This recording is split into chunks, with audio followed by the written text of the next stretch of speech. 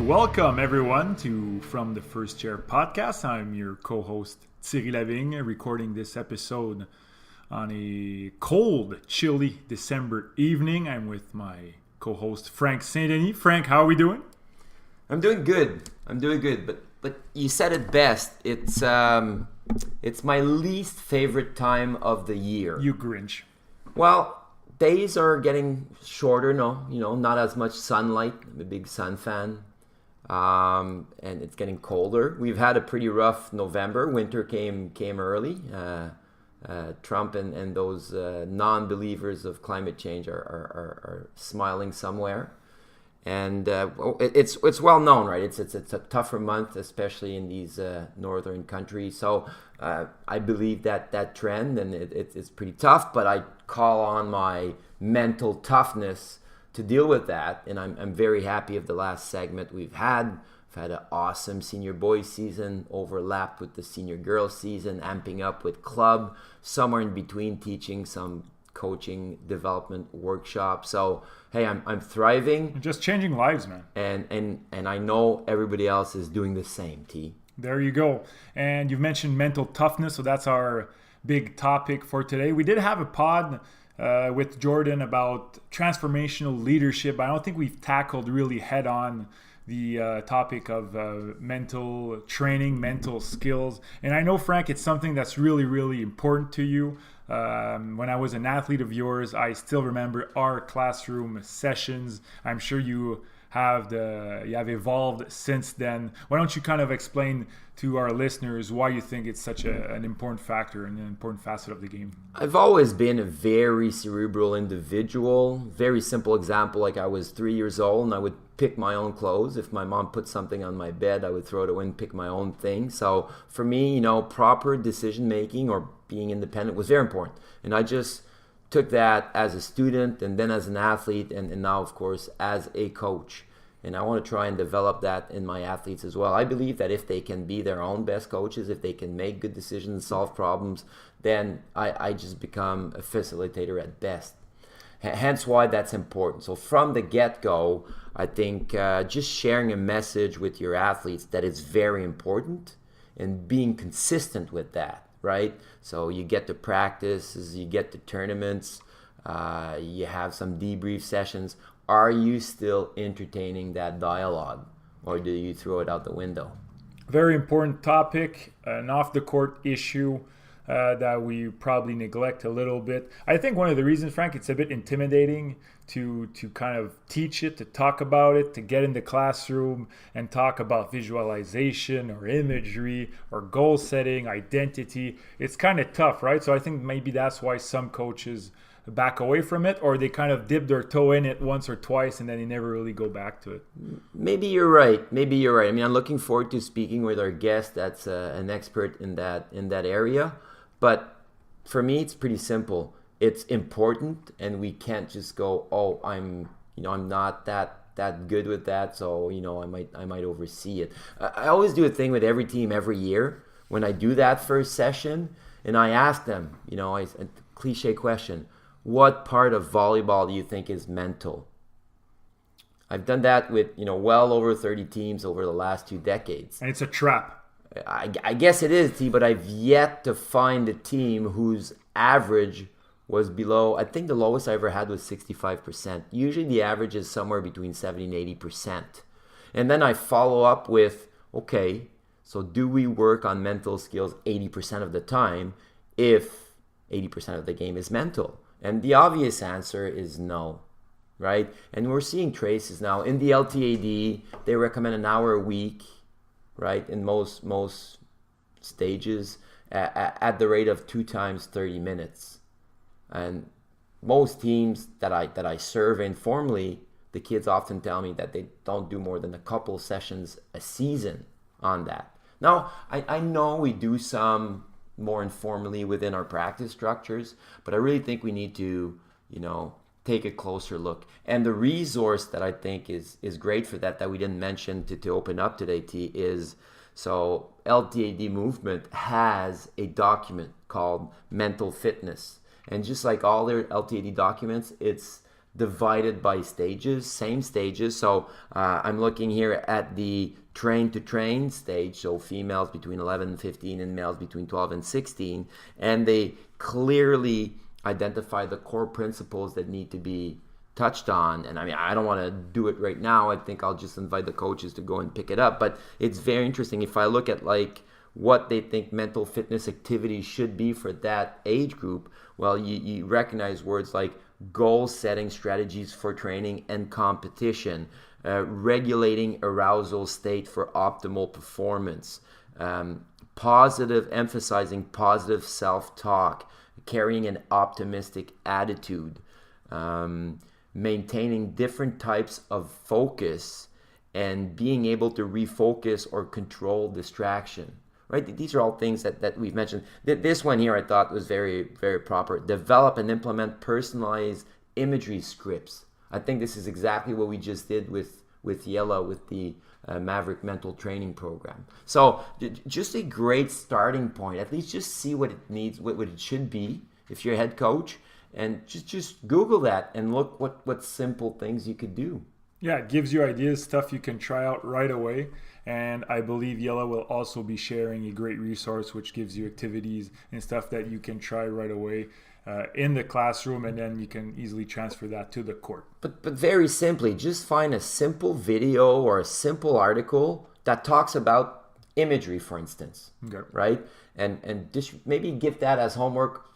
Read on the way to a tournament, maybe, or just before practice. That's one of your go-tos, right? Give homework on the way to the tournament. We travel a lot, being from Ottawa in Ontario, and I like to give some stuff so that they don't spend the whole duration of the road trip playing Fortnite or keeping Snapchat streaks alive. I think there's more useful things to do in life. But just give that article, let them read, then have a little chat, make sure everybody comprehends a bit better the imagery concept, and then just agree on one imagery script that everybody's going to visualize a couple times a week. Like, keep it very simple. Even if you're not an expert, just exposing the kids to that skill and having them practice, so that at some point, if they're with a provincial team, or if they're with an older team, or if they're with a coach that has a consultant working with them, he or she will be that much more farther down the learning curve. Sounds good, Frank. Anything else you wanted to add before we move on? No, I'm just looking forward to hearing what our guest, an expert in the field, has to say. So without further ado, here's our guest, Jelle Kooijman. All right, now joining us on our 22nd episode of From the First Chair, 16U Longhorns Associate Coach and Mental Performance Consultant, Jelle Kooijman. Jelle, thanks for joining us. Yeah, thank you for having me. I'm excited to be here. Frank, you've been waiting to do this one for a while now. It's always a subject that's close to your heart, stuff that's off the court, but mental performance. We've been waiting for the right guest, and we have found one. Jelle is the man for this. You pumped? Very excited about this next bit, but also excited about the bio, where we always start.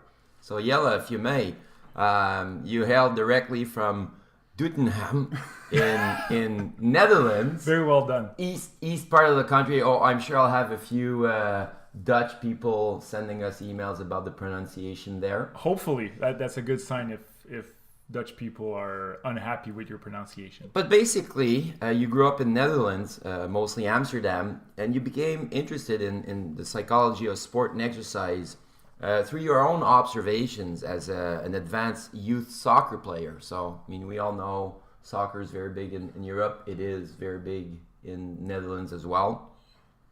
And then, you played competitive volleyball much later, in university, I believe, actually. Yeah, that's correct. I only started playing volleyball when I moved out from the east to Amsterdam and was looking for a new challenge because the soccer was starting to get old a little bit. So decided to pick up volleyball.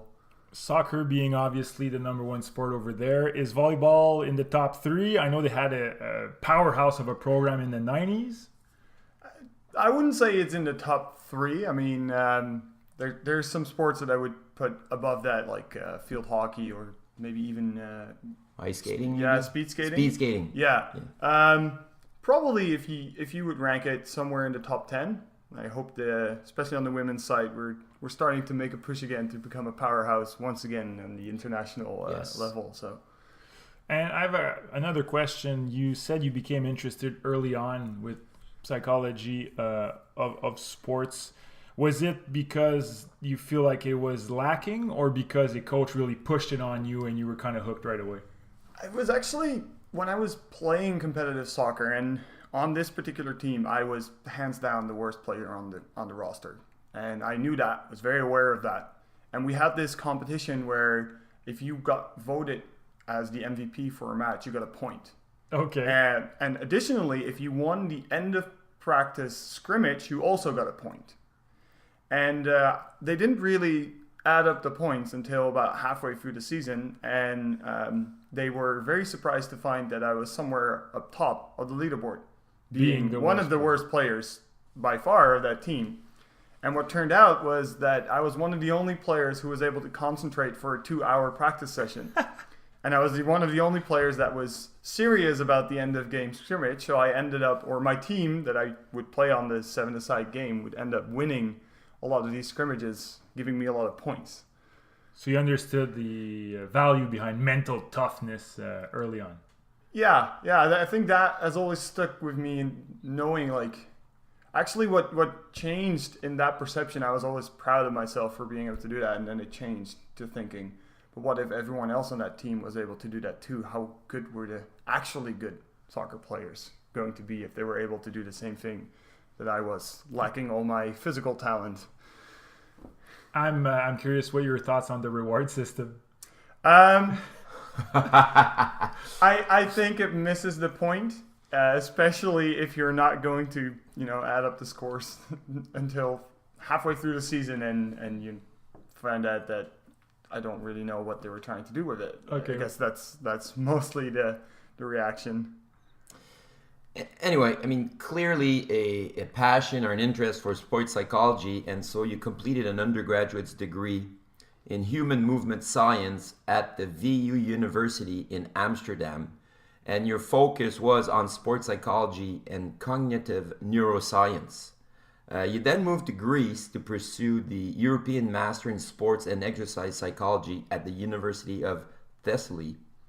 And while doing that master's, your thesis was on the effects of a mental skill called self-talk. We'll talk about that later on. And you were, I guess, observing that skill while being mentally fatigued. Yeah, so what we did is there's a certain test on a computer where you have to focus on 2 different things at the same time and react very quickly. And it's known to what is called in the field ego depletion. So to deplete the ability to focus attention, basically. Right. And we would put people in that through that, and then make them do golf putts. And we would see if the group that we gave self-talk would perform significantly better than the group that didn't receive that self-talk. And I was very, very fortunate that my thesis came up with some positive results. So we ended up being able to conclude that, if you use self-talk in that situation, you actually will perform better than if you do not. So that was a very cool experience to be part of that. Tell me, I mean, you had to research a lot of other similar experiences on self-talk. Yes. Mostly in the sporting environment, I'm guessing, but maybe you looked in other fields as well. Like, what would be your general observation on self-talk? That self-talk is extremely effective, but only when used in a structured way. I think what happens a lot is that people just tell athletes or coworkers or whatever, don't put yourself down, right? Just keep talking positively to yourself. Be confident. Yeah, those kinds of things. And so that's just not how self-talk works. You need to go through a process of coming up with words or a phrase and linking an explanation or a meaning to that phrase, and knowing when you're going to say it, and it needs to be structured. And you can't just tell yourself to cheer up or try harder. That's not how it works. That's very interesting, and we'll dig deeper in that in a few minutes. But back to this, I guess, international experience, right? Netherlands undergraduates, masters in Greece, and now Ottawa, Canada. Yeah. What brought you to Canada? So while I was doing my undergrad in Amsterdam, I met a lovely Canadian who played volleyball at the same club I played volleyball at, and we started dating. And I think about 3.5 years down the road, we decided that long distance was no longer an option. And since she's a lawyer here, and the decision was, what is easier for me to come here and find a job, or for her to go to the Netherlands and find a job? Obviously, the first one is a lot easier. It's the preferred option. Exactly. Why do you say obviously? In the way how law works is you need to be a member of the bar Okay. in order to be able to practice, and the Dutch bar is in Dutch. All right, fair enough. My girlfriend doesn't speak Dutch. Yet. A little bit. Well, we're grateful to Danielle because now we have you here with the Maverick, and we benefit from your mental training expertise. So really happy about that. And speaking of that expertise, you did do a lot of work, or some work, I guess I should say, as you were the sports psychology coach with the Carleton University varsity women's soccer. Tell us a bit about that experience. So that was part actually of my education. So called it an internship that I needed to do, and I found it through the head coach of the soccer team at that time. And I was very intensely involved with the team. I traveled with them to all their away matches, and I was in charge of doing their mental training and also just assisting on the field. And so you were at every training session as well? I was at every training session. Yeah, I went through an entire season with a varsity soccer team. And tell us what that looks like a bit. So you were mostly intervening with the athletes when you had the opportunity, or did you have scheduled sessions individually, or did you have team sessions? So we did a bit of all of those. So I would talk to athletes on the pitch about what's happening, how can you change the way you're approaching this drill, those kinds of things. We also had weekly group sessions, so team sessions in which we did more what would be called mental skills training. So working on a particular set of skills, and then upon request, when athletes needed it, we would just sit down with athletes and talk a little bit about what is it what is going on, what are you doing, how's it going. Help them with school and sport and all those kinds of things. And so you did that for a year? Well, no, I did that for a season. For a season. Varsity soccer here in Canada is from about mid-August till the end of October, I guess. So it's a very condensed season, and that poses a lot of interesting challenges because there's not a lot of time to change anything once the season. Well, I have a two-part question in relation to that. So what do you think was your impact on that team for a season? And I know it's very subjective, but I'm curious. And the second part is, what do you think would be the impact? Could have you been with that team for a couple of seasons, for a quad, or? Well, the impact I think I had was that these athletes had never done mental training at all. So we're talking about 18 to 24-year-old elite athletes. Yes. So that, first of all, is very interesting, right? So yes. They come up all the way through the ranks, get to the university, and they have never seen something like this. So I think the biggest step forward is that the group sessions became a weekly point of reflection for these athletes. They started to think every week, what is it that I did last week?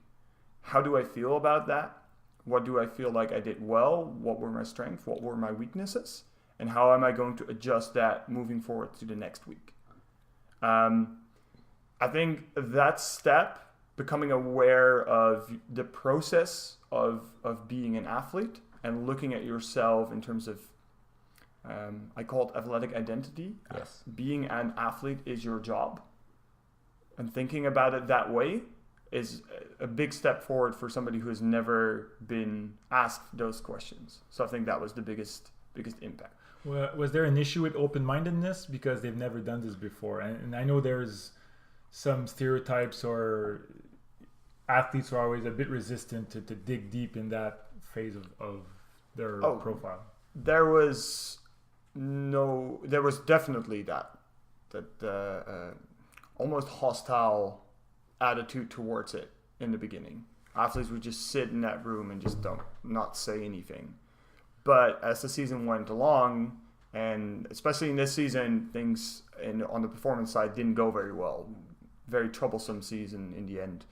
And so they definitely opened up to it and realized it's not working the way we want to. Maybe we have to change something. And I think that was a point where they realized, okay, this is what's happening, and I need to change something about it because the way I'm doing it now is not helping.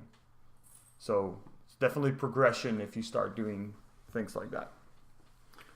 Very interesting. So currently you are the mental performance consultant at Capital Athletic Therapy and Rehab.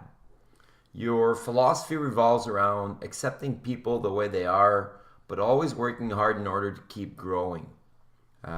In your practice, you focus on fully understanding the client in order to make sure you can offer a tailored program that fits the needs in the best way.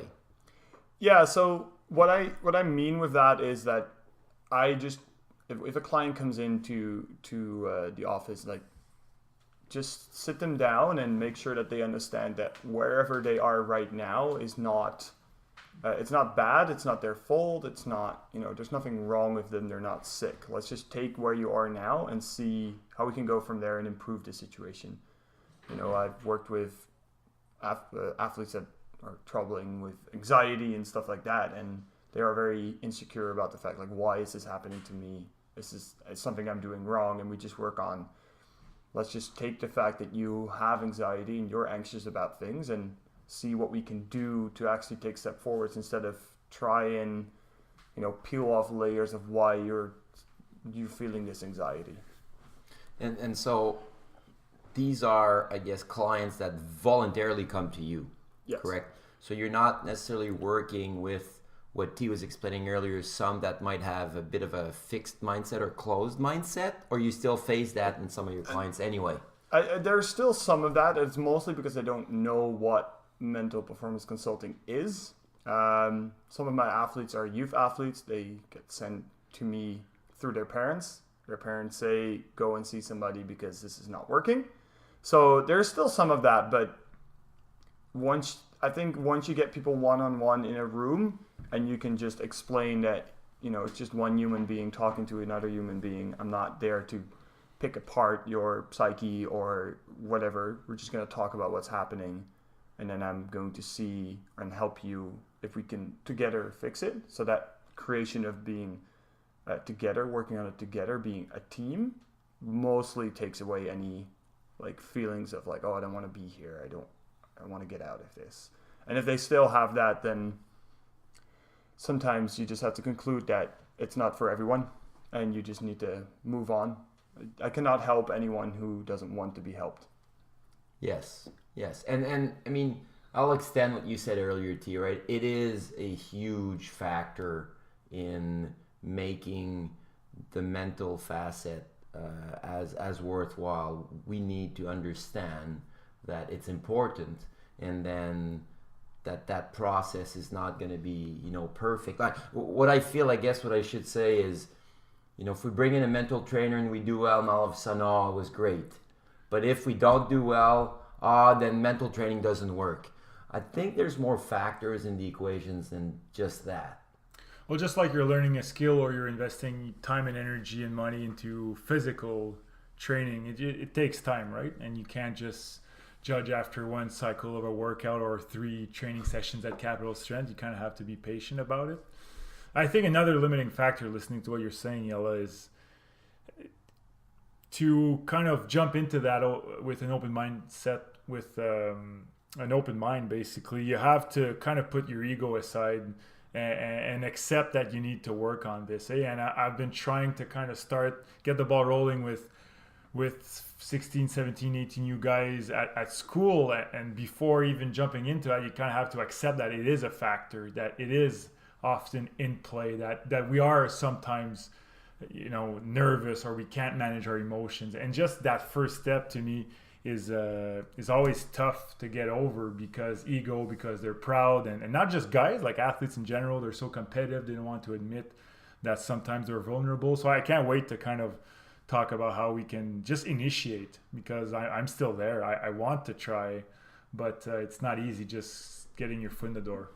I heard that explanation about your thoughts on mental training, or what it is and how important it is with the coaches in our club, and you kind of repeated it with the kids with some of the sessions where I was, but I think it's worthwhile that we start there. So how about you repeat kind of your spiel of where do you think mental training fits in for an athlete and how we do that? So in my opinion, any athletic program focuses on 4 things, which is the physical aspect, the technical aspect, the tactical aspect, and the mental aspect. And we should try and treat all 4 of them with equal respect, but also with the same mindset, right? So if we take an athlete, for instance, that is learning how to serve receive, we don't yell at that athlete, or we don't tell them that they failed if they shank one ball, right? We tell them, okay, good try. This is what you did. This is how you can improve it, and try again. However, if you then look at, the mental side of the game, there coaches sometimes have a tendency to just want athletes to be mentally tough, mentally ready, and resilient all the time. Yeah, be calm, just relax, just focus. Exactly, and right? When I'm coaching, I sometimes get catch myself doing it as well. I get more frustrated if my team makes a mental error than when somebody on my team makes a technical error, because there is this idea that mental errors, the only reason why you make is because you're not paying attention, and that's not really true. We should allow athletes to develop their mental skills and their mental side of the game in the same way that we should allow them to develop their technical or tactical parts of the game, which is give them instructions, send them out there, let them try it, let them fail, and then make sure that they learn from their mistakes and from whatever went wrong. Like, reflect back and say, okay, so this is what you did, and why did you do that, and how can you do it better next time, right? So that is basically a point that I want to really bring across to coaches, but athletes as well. Mental preparation, mental toughness is a skill.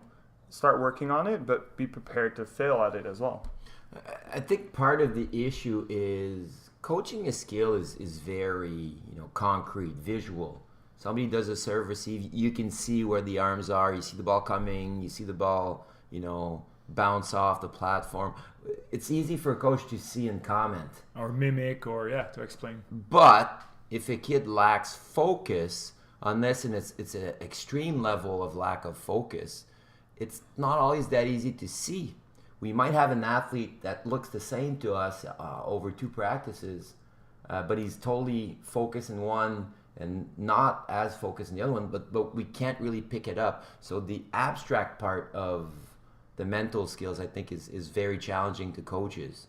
Yeah, so I think what ties in very well to that is if you look at your neighbors down south, they made a top 10 of sort of like tips of what is mental training and how should we use it to prepare their highest level, their Olympic level athletes. And one of these things is coaches frequently don't know what their athletes are thinking. And I think that is a very valid point, is we cannot see what people are thinking. We can even not measure it that well, because if you ask me, hey, what are you thinking? And I don't want to tell you, I just tell you something else. Absolutely. I don't have to tell you. Or if you're poor at explaining it, then we'll never know. Yeah, exactly, right? And that, and then things come in like, is this an athlete's first language, right? Which is a problem sometimes. Is this an athlete that has ever been asked this question? Have they ever developed the skill of expressing their thoughts and their emotions and their behaviors? So the first step to, being able to coach the mental side of the game is talk to your players. That is your measurement instrument, is talking to people and asking them, what are you thinking? What are you feeling? So for instance, when I am working, I try to always build in a feedback moment with anything I do. And I normally do that through a technique. It's called tip and top. So I ask every athlete in my sessions, whether that's a one-on-one or a group, tell me the thing you like best about this session, and tell me something that you want to see different next time. And that is not only because I want feedback and I want to, make tailored programs. It's also because, especially for young athletes, if they come in, they have never done this. And the first time, something that they like, they can normally come up with, but something they would like to see different takes practice. Yes. Because then you have to think about the things that didn't happen. Now you're saying, okay, so what didn't happen and what would I have liked to happen? So once again, it's about starting to build those skill sets, the toolbox to be able to work on that mental aspect of the game. Very, very interesting. So, I mean, in the club, we have quite a few teams. Actually, I could stretch it out to the whole province or country, right? And there's such a wide scale of coaches. And some coaches are very, knowledgeable or passionate about mental training. And some others are really uncomfortable and they actually kind of try to avoid and hope it just takes care of itself. But let's talk a bit about, what can a head coach do and what can a consultant do, right? Where does that all fit in? So what the difference is between, what can a head coach do and what can a consultant do is, I think a head coach can definitely focus on getting that information, first of all. So talk to your athlete about that and create an environment in which athletes understand that the mental side of the game is important and we're going to practice that in the same way that we're going to practice everything else. If you compare that to what a mental performance consultant does, is, do you trust all your head coaches to do an entire program and programming of physical strength and conditioning training? No, we normally say, okay, we need to have somebody that studied this and that know how to build that up and work on that and stuff like that. And that's the difference. We still focus on physical training during our practices as head coaches. Still push our athletes. We try to build up and monitor how much they're doing. Mm-hmm. But for the actual development of the physical literacy, put it that way, we go to experts. And that's the same thing for the mental training. Put it in your practices, in your practice plans, allow time for it. But for the actual development of the mental skills, go to an expert who knows exactly how to program that and how to do that. And so you talk about, put it into your practice plan. So where would that fit in? Where do you think it fits in? And you could be very idealist or very realistic here. And I mean, we have a broad range. So maybe you can answer thinking about the younger teams and also the older teams. Maybe you can go through. I think the biggest thing for especially the younger teams is allow time for athletes to reflect. So, put a drill in place, make them run the drill, and then after the drill, before going on, give them 1 minute and ask them, do you think this drill went well? What did you get out of this? And what are you going to do different next time? So that's critical thinking, Jelle? Yes. I agree. That's not the same thing as mental skills, or is it? Try to explain to me how the two link together.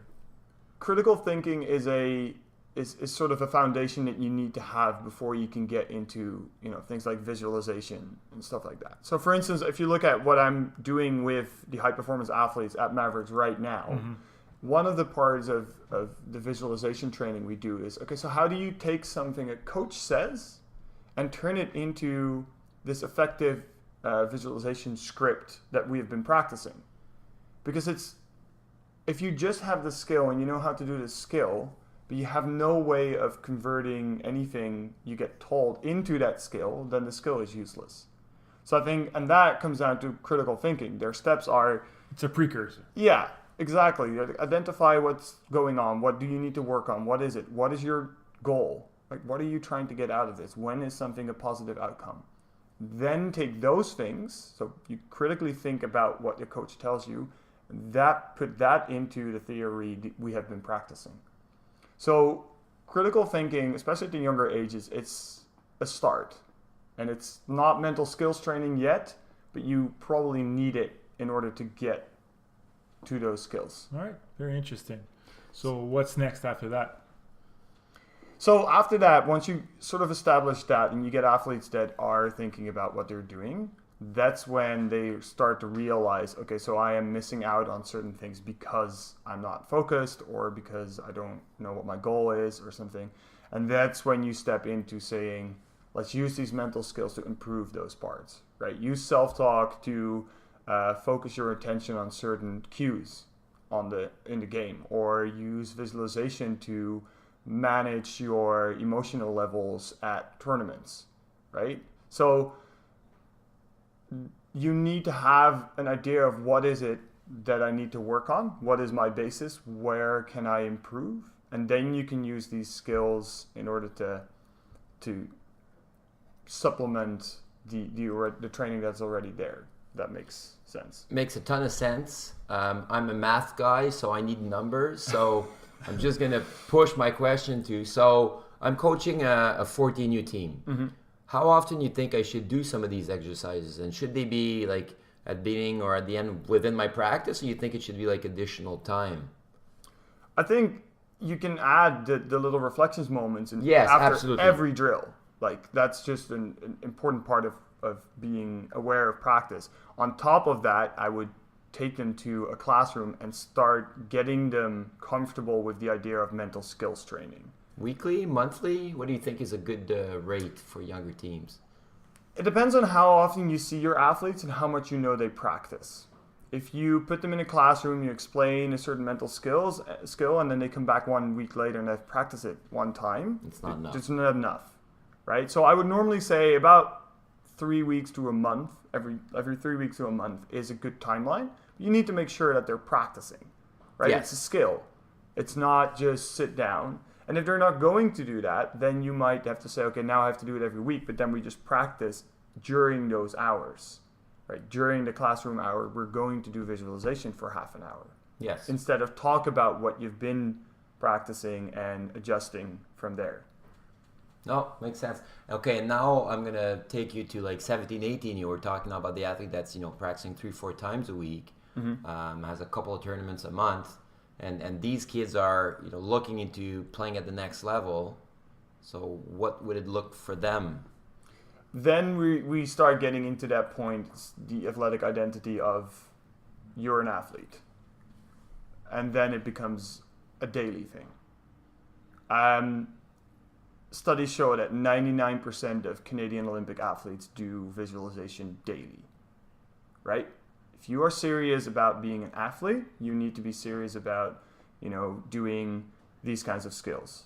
That doesn't mean you have to get them in the classroom every day, but it means that you have to get them in a classroom often enough for them to have things to do every day. So probably every week is a good period to keep refreshing what they're doing. I think you can look at it this way: a 17 or 18U athlete, do you expect them to stretch and roll every day at home? Yeah. You do. Well, we asked them to, yeah. Right? We ask them to, and it's up to them to do it. Yes. But we think at this level, at this age, if you're serious about what you're doing, that's what you need to do. And I say, then you need to add 15 minutes of mental skills after or before that. I don't think that's a unreasonable thing to ask from high-level athletes. No, very good. Makes a lot of sense to me. What do you think about like using a tracking tool? Like, do you think we should control? I don't want to say control them, but guide them or structure them a bit more so that's happening a lot more, especially in the beginning, and especially considering that sometimes the culture, unfortunately, is not as ideal as it should be. What are your thoughts? I know it's double-edged sword. That's a double-edged sword. My theoretical background and my ideal sports, I almost said it myself. So, mental performance. Let me go again. Okay. I almost said it myself. So, ideally, from my theory and my education, I would say don't push them at all. If you are serious about what you're doing, if you are truly motivated about what you're doing, then you don't need anyone to tell you what to do. It's called intrinsic motivation. You want to do what you're going to do just because you want it. You enjoy it and you like it. That's the theory and the perfect world. On the other hand, there is the real world in which that doesn't work, unfortunately. Well, I'm doing 15 minutes of visualization, or I'm playing the game that I really like on my phone, tablet, or something. Exactly. Right? So there's too many distracted, and like what you end up with is, do we want to push players through the entire system? Are they going to reach the highest level they can reach if we got to tell them every single day what to do? Are they going to develop the life skills that we promise parents at 14U when we push them every day and tell them, you at 5:15, you need to do this for 15 minutes? And then it becomes a question of, what are you trying to get out of it? Are you trying to get the best athlete, or are you trying to teach these life skills and teach them to be effective athletes / human beings?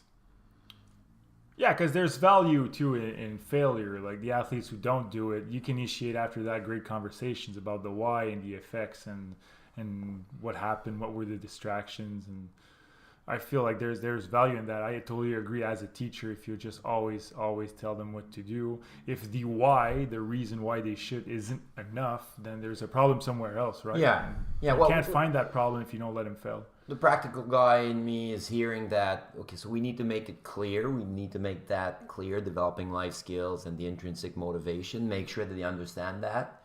And then the second piece is being very explicit about what we want. If it's 15 minutes every day, and if there's an ideal time in every day, I think that's where the coach's role is very important. If you can explain that clearly, then odds are going to increase that they will do it. So I struggled with the exact same question when building my plan for the Mavericks. I gave them homework for between their first and second, and between the second and the third session, because I need them. Not only I want them, I need them to work on these skills in order for the program to be effective. That worked with variable degrees of success. But what I did the last session to sort of like answer the question a little bit is, instead of giving them this is how often you should be doing them, I told every team sit together and come up with a team rule. Yes. So I gave away the responsibility of the amount and the duration of these mental skills, and I told them, you have to come up with how often and how much you're doing this. It's now your responsibility as a team to hold yourself and others accountable for that. And why I do that is because it puts the responsibility away from coaches and from me as the mental performance consultant, and it hopefully gives the athletes some kind of feeling that, if I said that I was going to do this and it was my idea, why can't I follow this, and why can't I empowerment. do this? Yeah, exactly. That's what you're doing, basically. Yeah. That's what you're doing. I have another question, because you're talking a lot about self-reflection and critical thinking. So basically building the cerebral capacities, which is going to be very useful for our own life. A classic way to do that is journaling. What are your thoughts on journaling, and where does that fit in? Journaling is I think is a very effective tool, once again, when it comes from the athlete. Right. It is going to be, you can just throw that full journal of notes in the trash after a year if it was only because the coach told you to do it. Forced. And unfortunately, that's just a reality.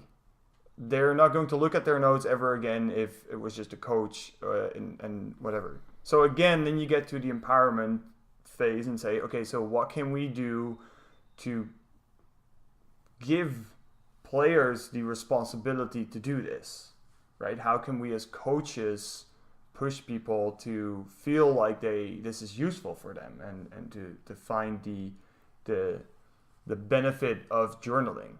And I think once you get athletes to understand that part, then it's an extremely useful tool, but not if you just tell them to do it.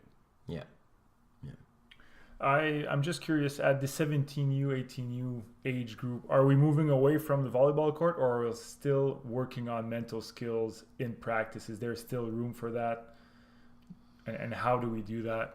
Because I feel like the classroom has its limits as well with some athletes, and how can we keep this pratico-pratique on the court during practice?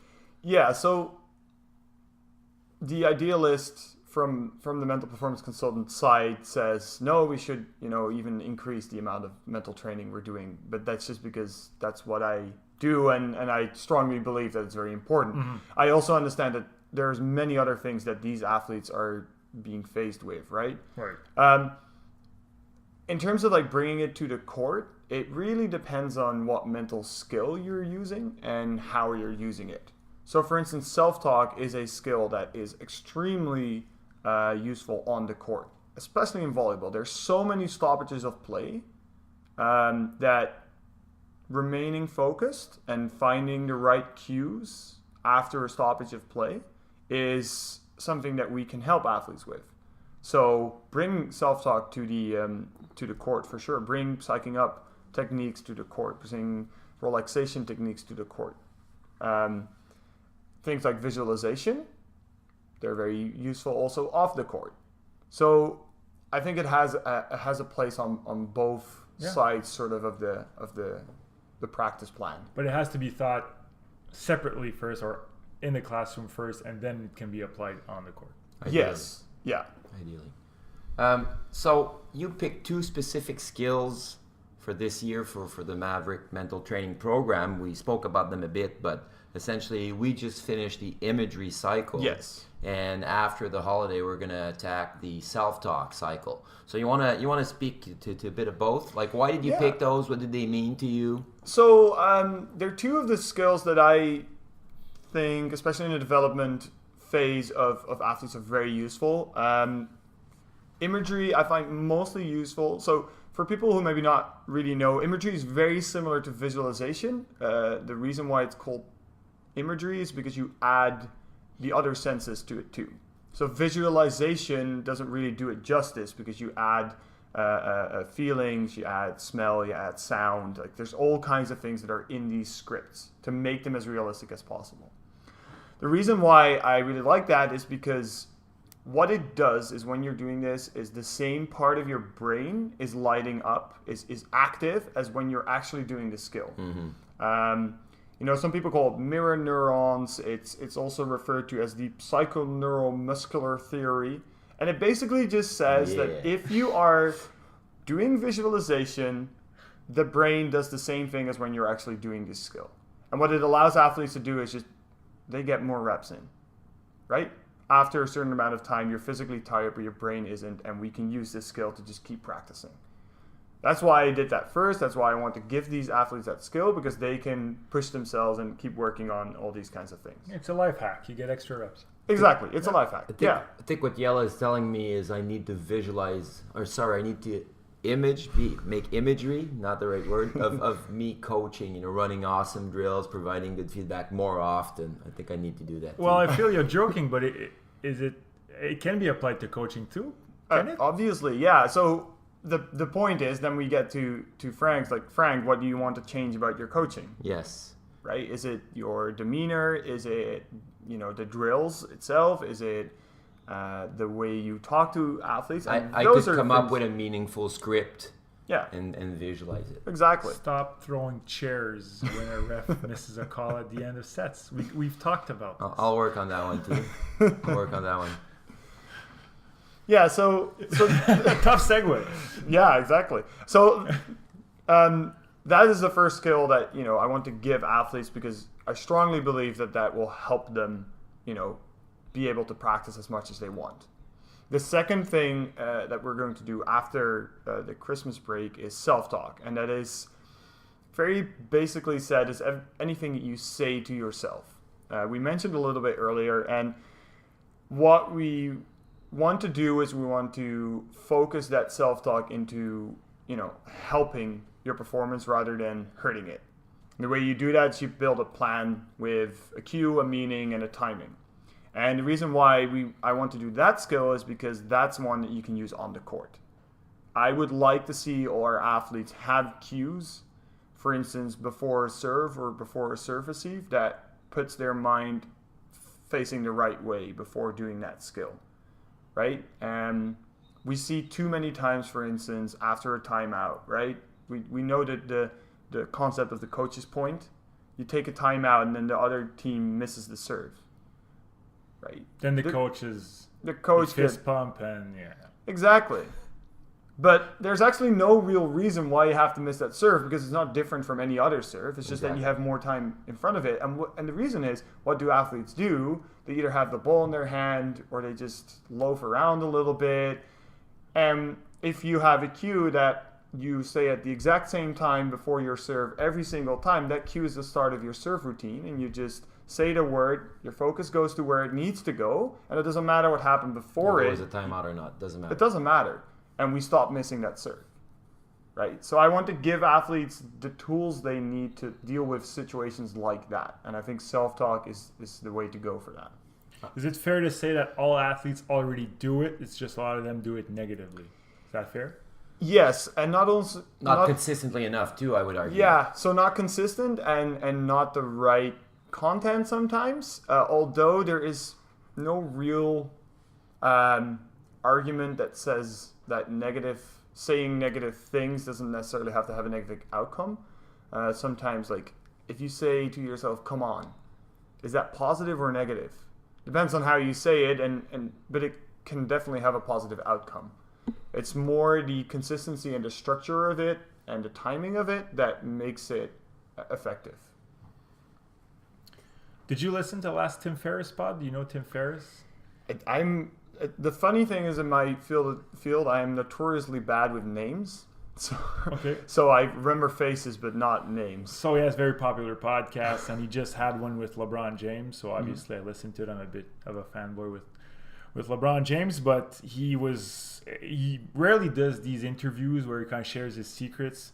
And he was talking a lot about recovery, physical stuff. He's been playing in the league for so long. But after that came self-talk. Mm-hmm. So for a player of that level to be basically like hydration, nutrition, and then self-talk, it was right there where he put a lot of value into it. And for him being, under the microscope so much, but constantly under pressure, and you'd think a guy like that would be very confident and doesn't need to kind of talk to himself, but he has said since day one he just needs to work on that skill and keep it positive, because there's just a whole lot of instances where you can fall easily into that negativity. So I had to give a shout out here to my brother. That's great. But we'll put in the notes too. I listened to that episode too, and I thought it was a lot of really that's what I look for in the pod, other than the entertainment value itself, is the useful information. I thought he did share a lot of those secrets, like you call them, and it was good. It was good. We'll put in the notes. I'm a coach in the club. There's 30 coaches and 30 head coaches in the club, mm-hmm. but 80 coaches, Jelle, and 50 of those have kids that are doing your sessions, because the younger teams aren't necessarily, right? So what can I do now? They've been through the imagery part. You've said the part about they've decided, they've given themselves a homework. The Rangers, for instance, mm-hmm. the team that I coach, said that they're going to practice on the way to tournaments and coming back from tournaments and on the way to practices. So I guess I could remind them, or I could ask them questions like, we have a tournament this coming Saturday. So Saturday morning, perhaps I can ask them what they visualized on, and I can entertain that dialogue. Yeah. But what are 2-3 things I could do as a coach to facilitate this process? I think the biggest thing is give them things to visualize, right? These are young athletes, and they might not always come up with the right content for what they're visualizing. So give them individual content. Oh, you're working on running this particular play, right? So maybe you can visualize that. Or we're working as a team on something, and we can visualize that. And besides that, like I said, accept that they are practicing this. This is a skill they are currently developing, and allow them to do that. Allow them to develop it. Allow them to, try some things and fail at it, right? Mm-hmm. So don't see that they now have this awesome tool that, you give them something, and next practice, everything is solved, and they're running that play that you wanted them to visualize straight away. So those topics, kind of just verbally mention them, I guess, would be good. But would you even prefer a bit of a description in a email? Would that be even better? That Yeah, I think that would work great. They are, like I said, they have worked on how do I convert something a coach says into, an effective So they have the imagery tool to do script. that. They have the tools to do that. So you can either do it verbally, try to, give them new instructions optimally every 2 to 3 weeks. Okay. Give them time to practice it. But if you want to do it in an email or on TeamSnap or in any other way of communication, then that's perfectly fine. Why I like in person is because then they can ask questions, right? So if you say, let's focus on our defense game, and somebody doesn't really know. We can be specific, add details. It's going to help them. Exactly. So that is to avoid them going off in directions you don't want them to go off in, maybe. Yes. I guess just segueing to something else here, Jelle, but still staying on that coach topic. I mean, I did an undergraduate degree in human kinetics and sports psychology was really, really big. That's what we call it back then. And I did like 2 or 3 courses and read a lot of stuff on there.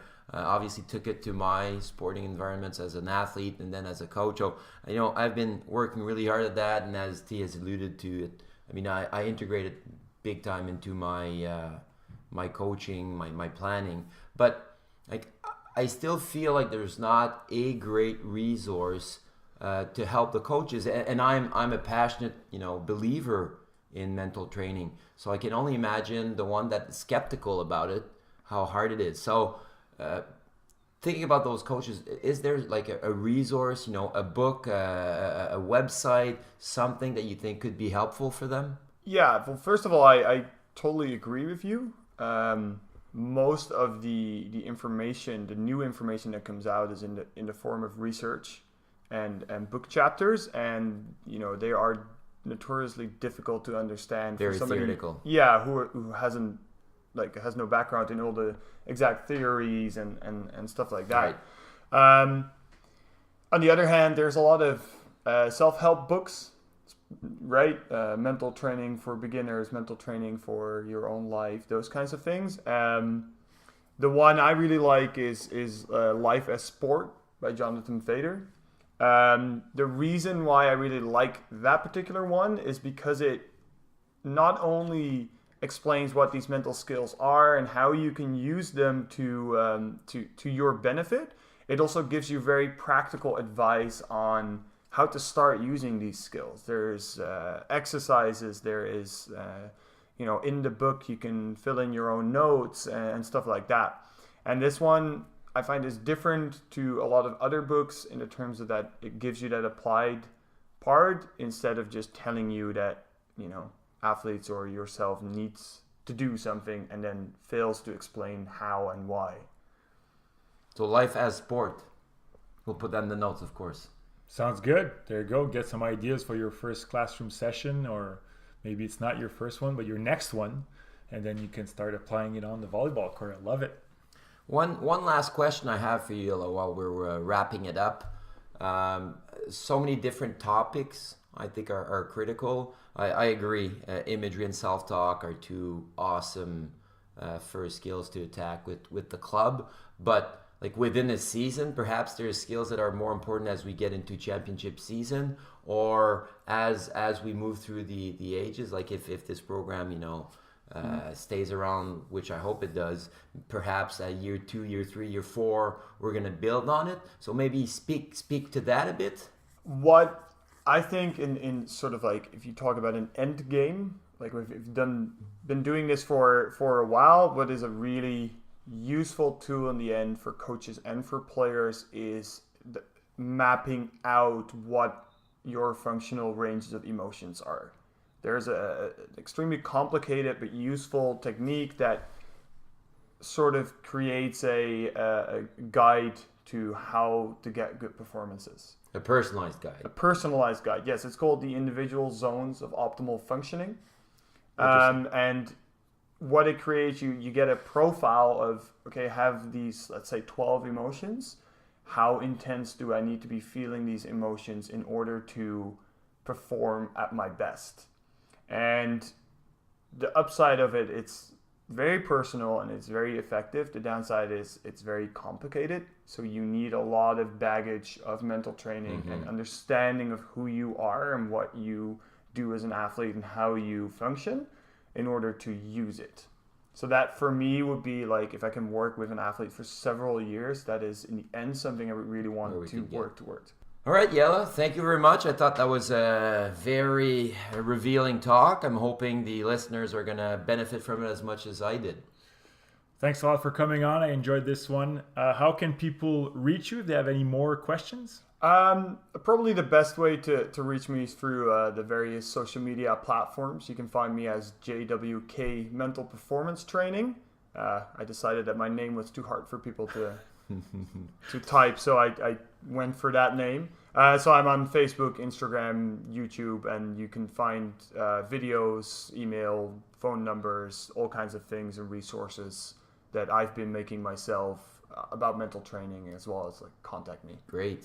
I hope we have you back on the show at some point, Jelle. As we said, there's a lot of different topics we could attack about mental training, and I know championship season, a lot of coaches become really focused on that. So perhaps around that time, we could hit a couple other topics. So thanks for being on. Thanks, everyone.